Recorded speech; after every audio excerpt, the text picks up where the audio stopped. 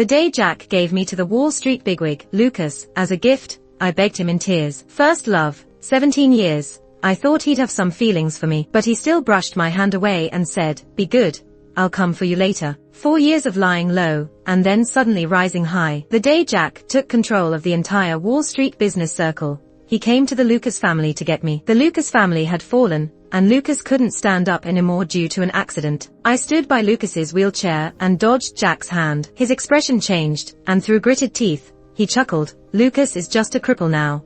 I didn't care. I looked at Jack and smiled, because I loved Lucas. For the first time, the usually composed Jack lost his cool in front of everyone, going berserk. Lucas's riverside villa was forcibly auctioned and the buyer was Jack. The day we moved out of the villa, it was raining. I held an umbrella over Lucas, tilting it towards him, letting myself get wet instead. People were moving stuff out of the villa, big boxes and small. After the Lucas family went bankrupt, almost all the funds were used to pay off debts and the servants were let go. These movers were just temps. I glanced down at the man in the wheelchair, who still held himself with dignity, and my eyes flickered. Who would have thought that Lucas, once ruling Wall Street, would lose everything in the blink of an eye? Assets, including a healthy body. He had been in a car accident 6 months ago, paralyzing him from the waist down. The sound of brakes came from outside the yard. I turned to look and saw a black sedan parked outside. A bodyguard hurried over to open the door and hold an umbrella. Jack stepped out, adjusted his glasses, and looked over. Through the layers of rain, our eyes met. Jack didn't seem all that different, yet somehow he had changed a lot. Gone was the youthful innocence,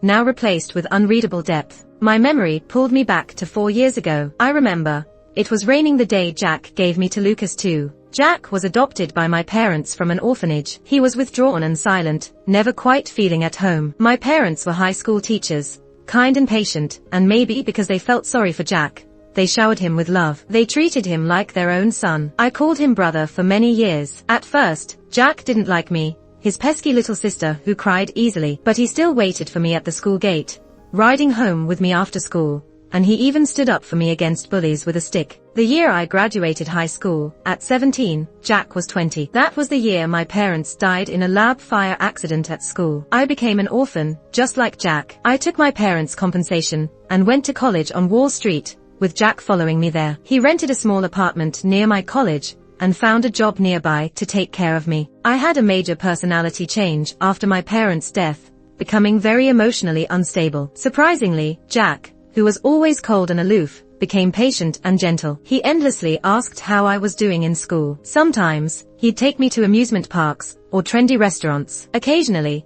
I would run into my classmates and they'd assume we were a couple. I'd blush at their assumptions. Jack would explain that he was my brother. Every time he said it, I'd feel a twinge of bitterness. We spent 4 kinda peaceful years in our little Wall Street apartment like this. At 22, I graduated college, and that's when my life took a completely different turn. Jack's biological parents found him. He was a lost son of the Smith family, a prestigious family on Wall Street. The legitimate young master of the Smiths had been killed abroad last year. Jack's appearance meant the future head of the Smith family was now uncertain. It took Jack a month to tell me about this. He brought me into the Smith family. He said he couldn't guarantee his safety anymore, and I, being close to him, was being watched too. Life in the Smith family wasn't easy for Jack, walking on eggshells, surviving several assassination attempts in just a few months, ending up in the hospital 3 times. He often woke up from nightmares and wouldn't dare sleep with his eyes closed. Only when he held my hand by his side did he feel secure enough to sleep a little. In the eyes of the Smiths, my relationship with Jack had a consensus. Just a toy, like a teddy bear from childhood, kept because of familiarity. Not that the teddy bear was rare or special, just habitual. And once he had something better, the teddy bear would be discarded without hesitation. At one of the Smith family's organized parties, Jack brought me along. A young gentleman recently returned from abroad saw me and blurted out,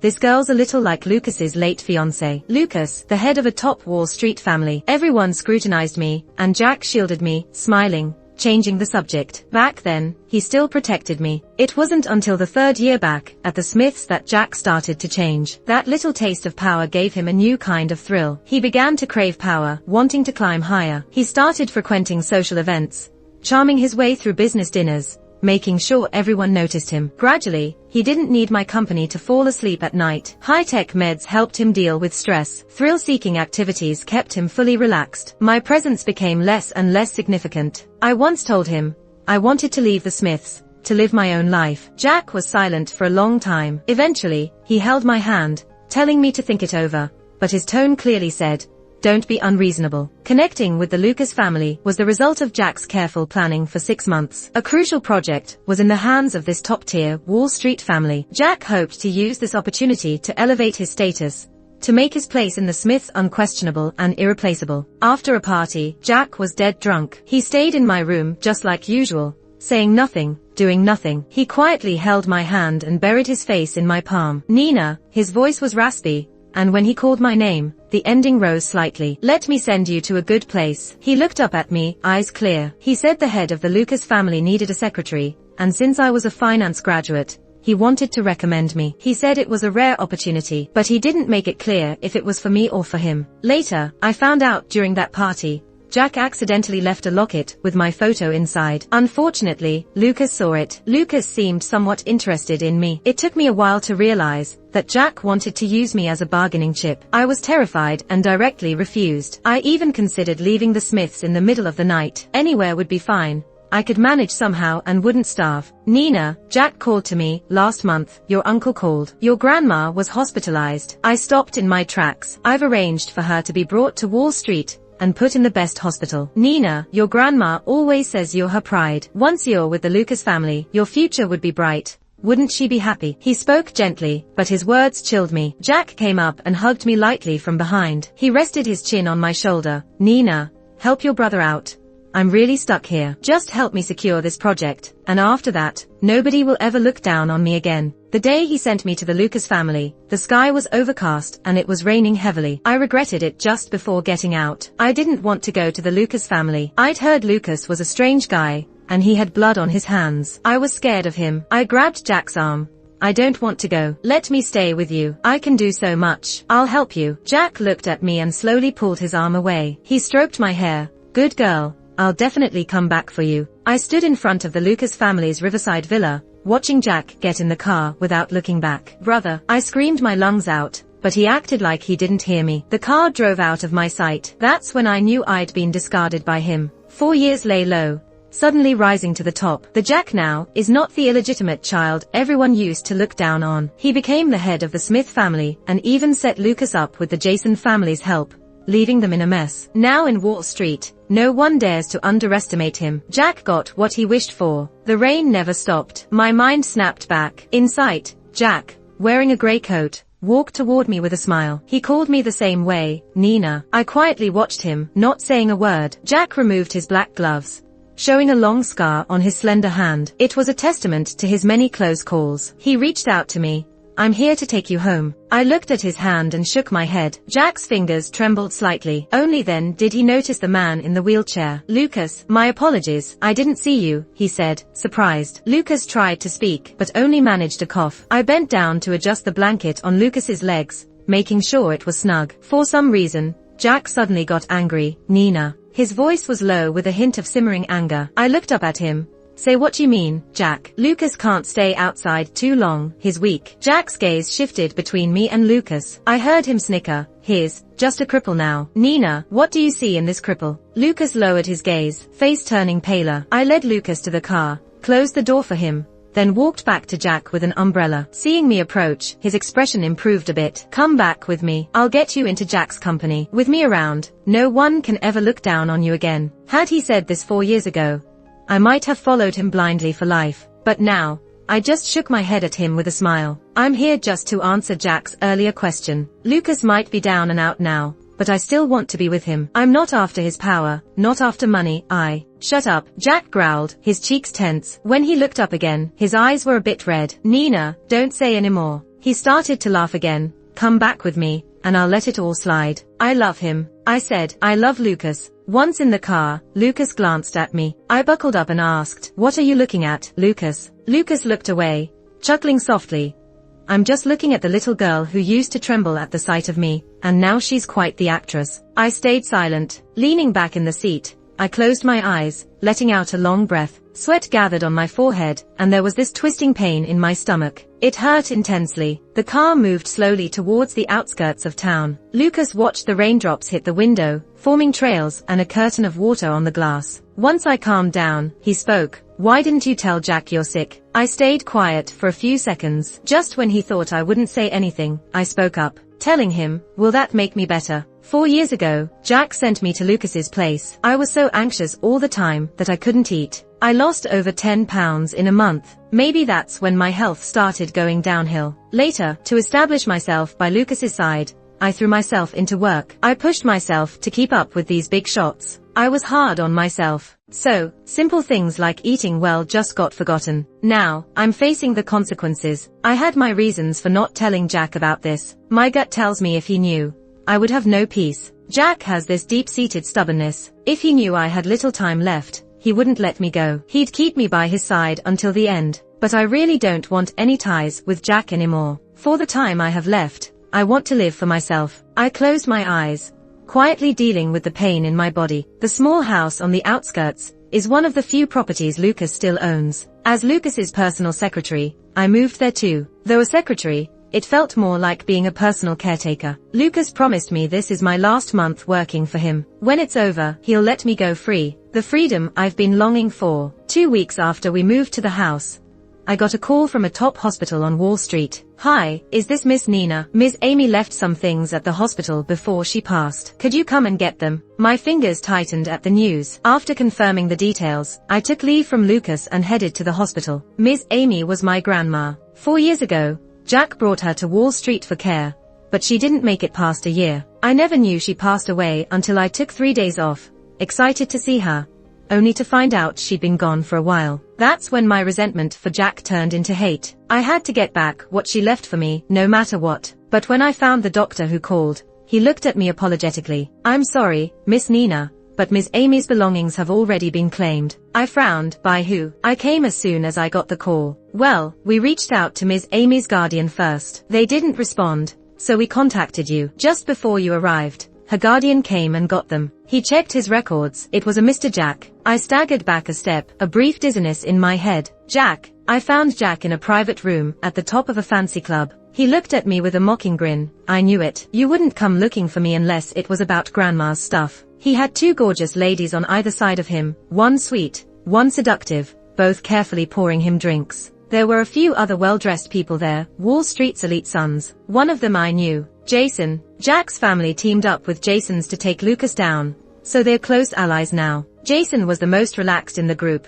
lounging on the couch, eyes glazed from drink, shooting me a gaze. "Hey, Jack, is this your ungrateful sister?" Jack didn't say anything as he stared at me. Ignoring Jason, I repeated, "Give me my grandma's things back." Jack took a drag from his cigarette, exhaling slowly. The smoke obscured his face. "Get out." Jason laughed. "Come on, Jack. Don't be so harsh. She's a looker." He stumbled up and approached me, reaching to put an arm around me. "Come on, sis, talk to me." Before he could touch me, Jack grabbed his wrist. Jason frowned, looked back at Jack, whose face didn't look good. From gritted teeth, Jack ordered. I said get out. The room cleared out quickly, leaving just Jack and me. He glared at me from the sofa. I clenched my fists. Jack spoke after a silent moment. "Nina, you haven't called me brother in a long time. Call me that. Admit you were wrong, and I'll give you the stuff. Anything you want after that, it's yours." I looked at him, a faint smile. "Jack, is there another option?" Jack clenched his jaw, annoyance all over his face. He pointed at the glass in front of him. "Drink this up.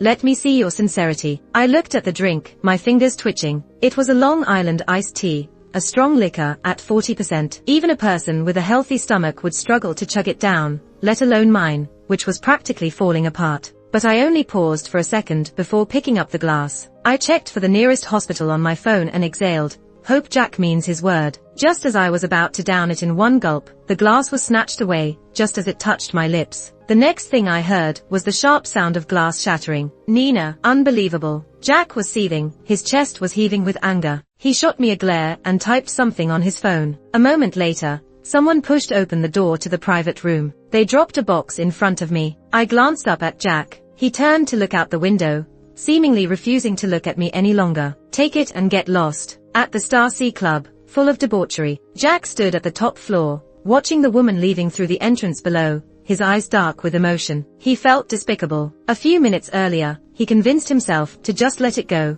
Maybe it was the end of the road for them. But now, watching her walk away, all that thinking collapsed. He couldn't let go. He wouldn't let go, even if it killed him. I hadn't walked far from Star Sea Club when someone covered my mouth and dragged me into a van. The cloth over my mouth had a strong smell. Inhaling it made my consciousness slip away. Soon, I was out cold. When I came to, I was in Jack's private villa, wearing silk pajamas, in a place that was both luxurious and unfamiliar. I stood barefoot on the carpet, walked to the floor-to-ceiling window, and opened the curtains. Below was a large garden being tended by a gardener. After the initial panic, I calmed down pretty quickly. I tried to open the door, but unsurprisingly, it was locked tight. No opening from inside. Panting, I stood behind the door. Before I could make a move, someone opened the door from the outside. A girl who looked like a servant brought in food. Without even glancing at me, she put down the tray and left. I noticed a bodyguard standing by the door. Really afraid I'd run. "Jack, you've outdone yourself again." I grabbed the maid's arm as she was closing the door. "Where's Jack? Tell him to see me." Alarmed, she shook my hand off. The door was slammed shut with force, and in anger, I hit it. "Jack." No matter how hysterical I got inside,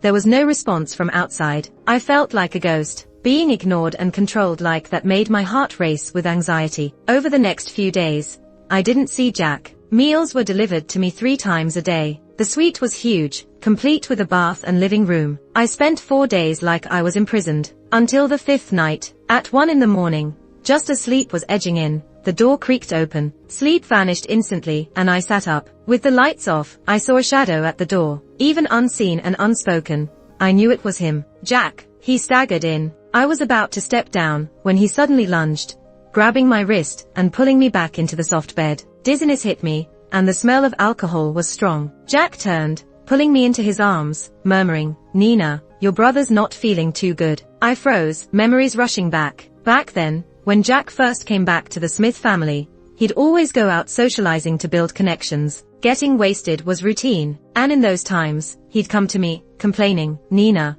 I've had too much, I feel awful." I'd always feel sorry for him. I'd make hangover soup, gently clean his face and hands with warm towels, tended to him just to make sure he had a good night's sleep. Now, feeling his warm body on my back, I was filled with disgust. I broke free and rolled off the bed. Without glancing back, I went straight for the door, my heart leaping with relief when it opened. But then, I saw the black-suited bodyguard. He wasn't looking at me, but at someone behind me. Bowed his head. "Jack." It felt like cold water just drenched me, freezing in place. A moment later, arms wrapped around my waist from behind, lifting me. Panic rising. "Jack, what are you doing? Put me down." "Jack." In silence, Jack carried me back into the bedroom, tossing me on the bed. I struggled to get up, but he pinned my wrists above my head with one hand. I looked into his eyes, filled with inexplicable emotions, making me grow more anxious. When he spoke, his voice was raspy. "Nina, do you really want to avoid me like this?" Gritting his teeth, his cheek muscles tensed and flexed. Sensing something was off, I trembled as I spoke. "Jack, let me go." But before the words were fully out, his presence overwhelmed me, blocking me in place. I quickly turned my head, and his lips landed on my cheek. Jack paused, then forcefully gripped my chin, turning my face back towards his. No escape. His kisses fell on my face, down my neck. I trembled, and when his gaze finally landed on my lips, I called out, "Brother." Jack's movements stilled. "My parents, they treated you like their own son." I looked at him, disappointment evident. "I used to see you as the brother I'd rely on for life. How could you do this to me?" Breathing heavily, Jack reached out, covering my eyes. In that instant, I heard him let out a long sigh. He said, "I never saw you as a sister. Now I think about it, I wish you'd never call me brother." That way, he could accept being the monster he was, a pretentious hypocrite. When Jack's warm lips touched mine, a wave of indescribable nausea hit me. My stomach, calm for so long, suddenly stirred. It ached so much in that moment, I nearly cramped up. Cold sweat broke out on my forehead, and my face turned pale in seconds. Jack noticed something was up. He stopped and turned on the light. "What's wrong?" he asked, frowning, instinctively loosening his grip on me. I curled up on the bed, and Jack hesitated to touch me. I wanted to tell him to get lost, but instead, I coughed up a mouthful of blood. Jack's eyes widened, staring at the bright red blood on the sheets. His expression changed. "Nina, you." He reached out to touch me, but I used all my strength to bat his hand away. "Leave, Jack was at a loss. Alright. I won't touch you. Don't worry. You're sick. I'll get a doctor. Wait here. He hurried out the door. I watched him leave, my vision blurring a bit. But shortly after Jack left, a maid walked in quickly. Miss Nina, Lucas sent me to get you. I saw her face. She was the one who brought me food a few times.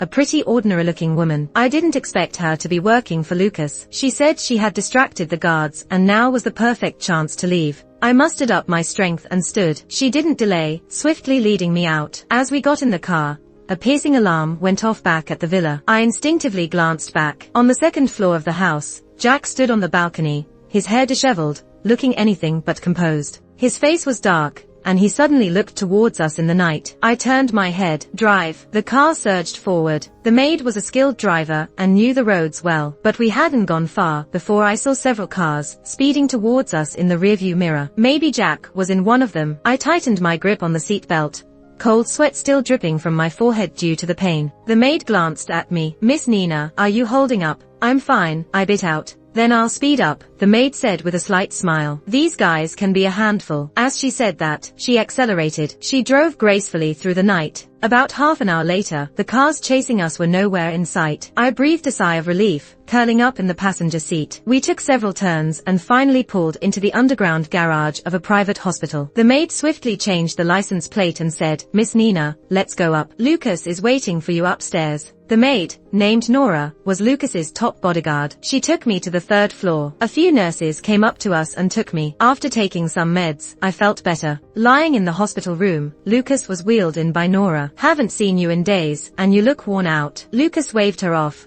and Nora left the room, leaving the two of us alone. Lucas wheeled himself to my bedside. Thank you, Lucas, I whispered. Lucas smiled. No need. We're just using each other. I said nothing and lowered my gaze. I always knew Lucas was playing a long game. The fall of Lucas's family was just a strategic move. The Lucas family was a giant on Wall Street, deeply rooted, affecting countless interests and destinies. No way they fell just like that. Lucas was hard to figure out. I had been with him for 4 years and never really understood him. The car accident was real, but his paralysis was fake. Lucas used me to distract Jack, so he could plan his comeback and take down all the unruly forces and families. He turned to the window, slowly stood up, and closed it, shutting off the annoying rain sounds. Lucas sighed. Thanks to you. Jack's got his hands too full to worry about anything else. He had just received word. Apparently, Jack arrived at Dawn Hospital an hour ago, and should have seen Nina's medical file by now. Stomach cancer, mid to late stage. Jack gripped the document so tightly he left creases on the paper. He checked the name again. It really was Nina. Everything matched. His mind was a mess,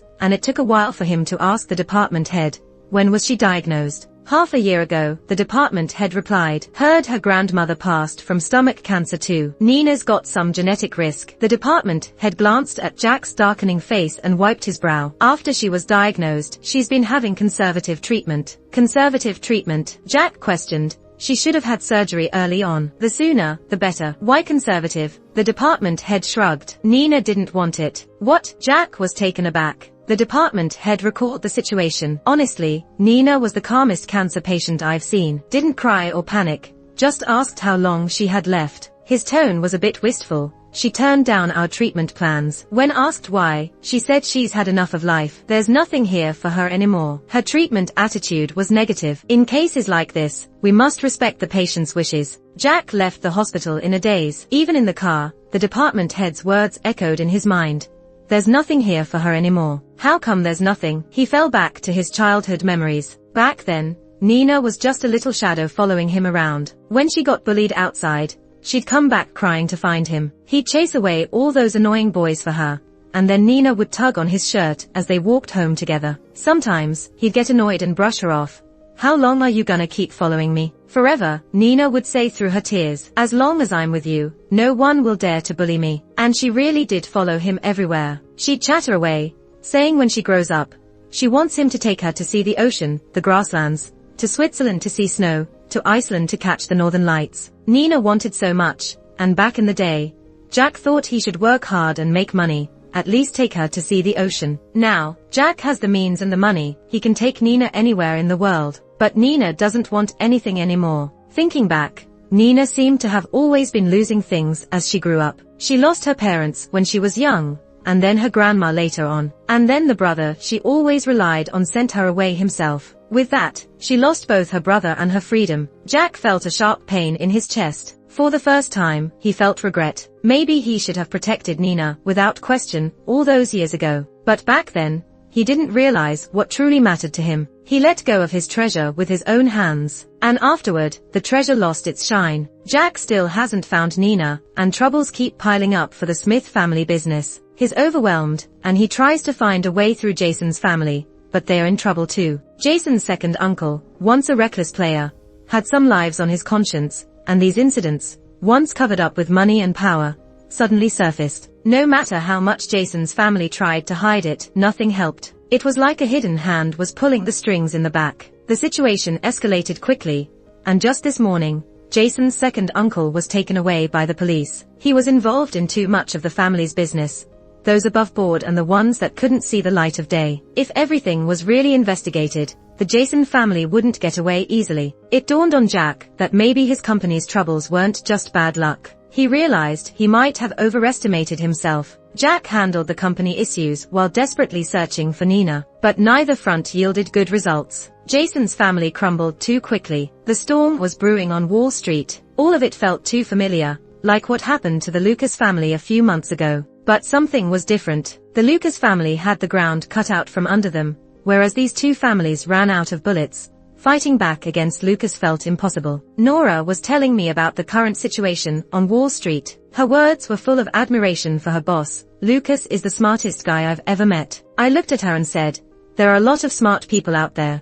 If you like smart ones, you've got plenty to choose from. She's been taking care of me lately, sometimes keeping me company with small talk, so I wasn't too tense around her. Nora laughed. What? Worried I'll fall for Lucas? Don't worry. I know my place. Best not to get involved with someone like him. After I finished eating, she packed up the meal box. Before leaving, she said, Lucas asked me to tell you, Jack might be close to finding you. If you want to leave, decide quickly. Lucas will help. I blinked. Thank Lucas for me. Honestly, Lucas is the most generous boss I've ever known. But maybe it's because of my face that looks like his late fiancé's. I've learned a lot in the 4 years working beside him. In the beginning, I made a lot of mistakes. Just made a mess of things. But whenever I was scared, Lucas would just smile. It's okay. You're just not used to it yet. Can you show me some improvement next time? He had this extraordinary patience with me. Sometimes, I wondered what kind of a person his fiancée was, to make him not marry again, remembering her all these years. As a result, I got many advantages. Lucas molded me into a competent secretary,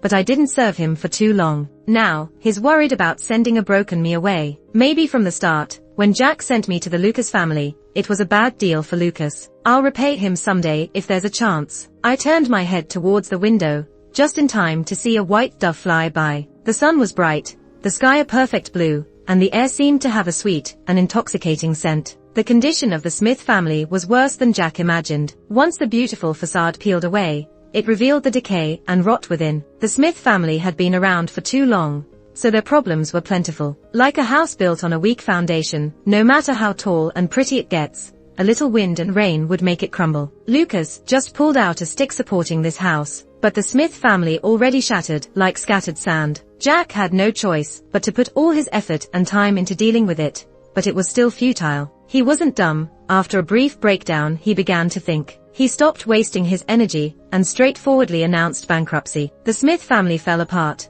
so he decided to start over and build his own version of the Smith family. He planned to take it step by step, laying a solid foundation. He had the strategy, the skills, and the connections. Getting back on his feet was just a matter of time. He was young and could handle failure. In some ways, Jack was really gutsy, but in the quiet of the night, he'd often huddle in his room all by himself. During this period, he smoked heavily. In those hazy moments, he'd often think about Nina. He'd recall the girl who willingly became his pressure valve. The next time he heard about Nina was 2 months later. Jack drove for a whole day and night, then took a long boat ride, and finally reached the island. There was a sanatorium on the island, built 20 years ago with funds from the Lucas family. As he got closer to the sanatorium, his heart pounded faster. Jack paused at the entrance, hesitating. He wasn't sure if he could face Nina. He didn't know what to expect, what Nina had become. Just as he was wavering at the door, someone walked out of the sanatorium. Jack? He looked up, startled. It was a woman he didn't recognize. Noticing his frown, Nora quickly said,